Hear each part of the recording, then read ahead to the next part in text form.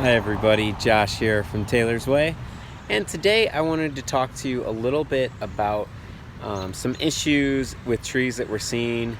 That's a common issue, especially among oak trees and birch trees, is called chlorosis, also maple trees. And it is a iron or manganese deficiency in the tree, and it's becoming a lot more prevalent this year because of all the moisture we're having. It's really running a lot of the nutrients through the trees quickly. So ones that were already maybe a little chlorotic, it's very, very noticeable now. If you look kind of behind me right now, there is a tree or two right there, and another one that's right there.